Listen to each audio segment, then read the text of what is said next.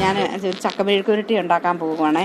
അതിന് വേണ്ടിയിട്ട് ആവശ്യമുള്ള കുറച്ചൊരു ചക്ക എടുത്തിട്ട് അത് അരിയണം. അരിയുന്നതെന്ന് വെച്ച് കഴിഞ്ഞാൽ പിന്നെ ചക്ക പുഴുക്കുണ്ടാക്കുന്നത് പോലെ അല്ല അരിയുന്നത്. ഇച്ചിരി വലിപ്പത്തിൽ നീളത്തിൽ വേണം അരിയാൻ.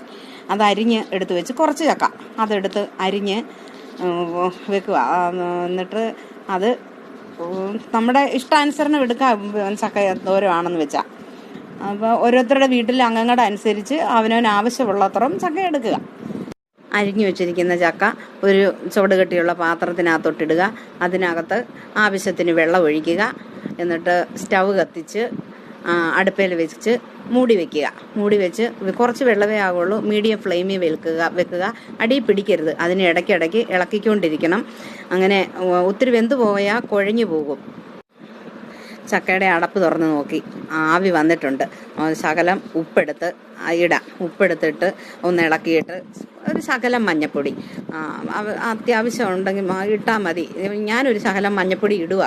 അപ്പോൾ ശകലം മഞ്ഞപ്പൊടി ഇട്ട് ഉപ്പ് ഇട്ട് അത് വയ്യെ തട്ടിപ്പൊത്തി ഇളക്കി വെക്കാം. അത് ശകലം കൂടെ വെള്ളം പറ്റാനുണ്ട്, കരിഞ്ഞു പോകരുത്. എന്നിട്ട് ഇളക്കിയിട്ട് അത് അടച്ചു വെക്കുക.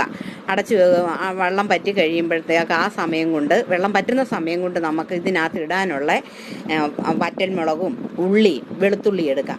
ഒരു 5 വറ്റൽമുളകും 8 ചെറിയ ഉള്ളിയും ഒരു 5 വെളുത്തുള്ളിയുടെ അല്ലിയും ചതച്ച് എടുക്കാം.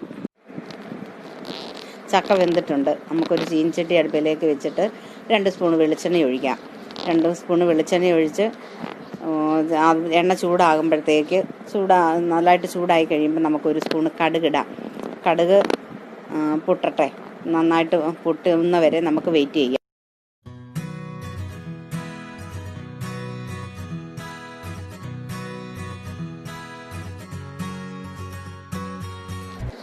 കടുകൊക്കെ പൊട്ടിയിട്ടുണ്ട്. നമുക്കത് അതിനകത്തേക്ക് ചതച്ച് വെച്ചിരിക്കുന്ന ഉള്ളിയും വെളുത്തുള്ളിയും കൂടെ അതിലേക്ക് ഇടാം. ഇട്ട് അതൊന്ന് പയ്യെ മൂത്ത് ഒരു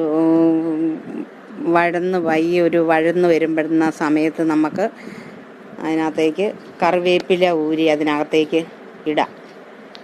കറിവേപ്പില ഇട്ടത് പയ്യെ ഒന്ന് ഇളക്കി, ചെറുതായിട്ടൊന്ന് ഇളക്കി അതൊന്ന് പയ്യെ ഇച്ചിരി ഒന്ന് മൂത്ത് വരുന്ന സമയത്ത് നമുക്ക് ഒരു ലേശ ഉപ്പ് അതിനകത്തേക്ക് ഇടാം. ഉപ്പിടുന്ന എന്നാന്ന് ചോദിച്ചാൽ നമ്മൾ ചക്കയ്ക്കകത്ത് ഉപ്പിട്ടിട്ടുണ്ട്. ഉള്ളിക്കകത്തും വെളുത്തുള്ളിക്കകത്തും ശകലം ഉപ്പ് വേണം. ഉപ്പ് എല്ലാവരുടെ ഇഷ്ടം അനുസരിച്ച് ഇട്ടാൽ മതി ആവശ്യത്തിന്. അപ്പം ലേശ ഉപ്പും കൂടെ ഇട്ട് നമ്മളതിൽ ഇളക്കി പയ്യെ ഒന്ന് മൂത്ത് വന്ന് ഇച്ചിരി ഒന്ന് ഇളക്കി കഴിഞ്ഞപ്പോഴത്തേക്ക് ചതച്ച് വെച്ചിരിക്കുന്ന വറ്റൽമുളക് നമുക്ക് ഇളക്കി അതിനകത്തേക്ക് ഇടാം. എന്നിട്ട് അതൊന്ന് മൂത്ത് വരുന്നോടം വരെ നമുക്കത് പയ്യെ ഇളക്കിക്കൊണ്ടിരിക്കുക. അടിയിലൊന്നും പിടിക്കാതെ അത് ഇളക്കിക്കൊണ്ടിരിക്കാം. അതൊന്ന് പയ്യെ മൂത്ത് വരുന്നോടം വരെ നമുക്കത് ഇളക്കാം. അടിയിലൊന്നും പിടിക്കാതെ നമുക്കത് ഇളക്കി കൊടുക്കാം. അതൊന്ന് പയ്യെ മൂത്ത് വരുന്ന സമയത്ത് നമുക്ക് ചക്ക ഇട്ടാൽ മതി. മൂത്ത് വരുമ്പോഴത്തേക്ക്